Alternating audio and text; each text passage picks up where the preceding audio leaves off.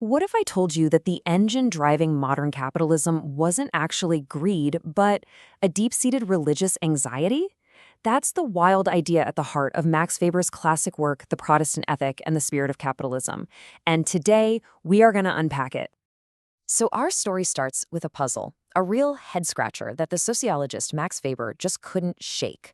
Looking around at the world in the early 1900s, he started noticing this really weird pattern. Why were Protestants so often the most successful people in business? It just seemed way too consistent to be a coincidence, and it sent him on this incredible intellectual quest to figure out why. And the numbers, they were just stark. You look at a place like Baden, Germany, where you had both Catholics and Protestants living side by side, and the data was just undeniable.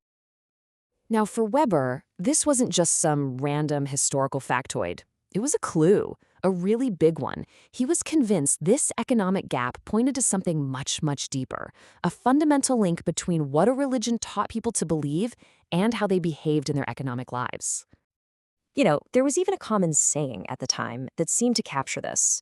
It went something like, the Catholic wants to sleep well, preferring a life of security, while the Protestant wants to eat well, taking risks for a bigger payoff.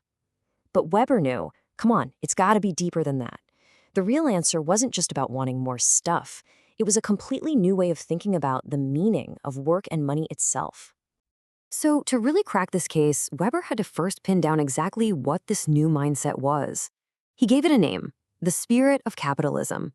It was this totally new, totally unique ethical approach to making a living. And you know who he found as the perfect poster child for this new spirit? Not some Gilded Age tycoon, no. It was an American founding father, Benjamin Franklin. For Weber, Franklin's famous quotes weren't just snappy business advice. They were a full-blown moral code. I mean, think about it. For Franklin, virtues like being on time, working hard, being frugal, these weren't just useful habits, they were moral duties. Wasting time wasn't just inefficient, it was practically a sin. And earning money wasn't just a way to buy things, it was an ethical calling, a sign that you were living a good and virtuous life. So here's the absolute kicker. Weber's definition of this spirit is that it's a moral duty to systematically increase your wealth, and not so you can spend it on fancy things, but as an end in and of itself. This was a radical, revolutionary idea. For most of human history, that kind of endless pursuit of profit was called what it was, greed. It was a sin. So where on earth did this brand new moral framework come from?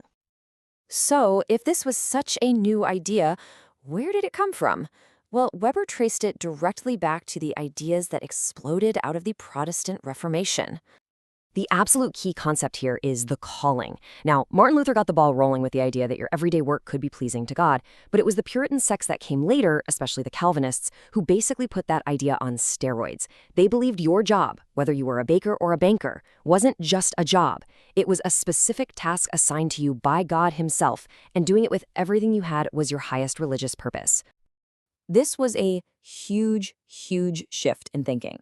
For centuries, the most holy life in Christianity was often seen as withdrawing from the world, living in a monastery. The Puritans flipped that completely on its head. For them, the messy, busy world was the very arena where you had to prove your faith through constant, disciplined, hard work. Okay, now this is where Weber's argument gets really, really fascinating. How does a religious idea actually build an entire economic system? Well, for Weber, the answer was a powerful psychological chain reaction, one that was born from a terrifying religious belief and a special kind of self-denial called asceticism. At the very core of Calvinism was this doctrine of predestination. Okay, try to really imagine this. Seriously. Imagine believing that before you were even born, an all-powerful God had already decided whether you were going to heaven or to hell. And there is nothing, absolutely nothing, you can do to change that faith. The psychological impact of this was, as Weber put it, an unprecedented inner loneliness. And you can see why, right? No priest could forgive your sins and guarantee you a spot in heaven. No ritual could save you. You were totally and completely alone with your pre-written destiny. So what do? I mean, how could anyone live with that kind of crushing, soul-deep anxiety about their own eternal fate? These believers were desperate, absolutely desperate, for some kind of sign, any clue that they were one of the elect, the lucky few chosen for salvation. Well, the local pastors had some advice. They basically said, look, You should work as hard as you possibly can in your calling. That'll keep your mind off the terror and build your self-confidence. And if that hard work just so happens to lead to profit and success, well, you could see that as a sign. This is so crucial. It wasn't about earning your way into heaven. It was about finding clues to convince yourself that you were already on the list. And this combination created what Weber called worldly asceticism. Think of it like having the intense discipline of a monk, but applying it to your everyday life in the world.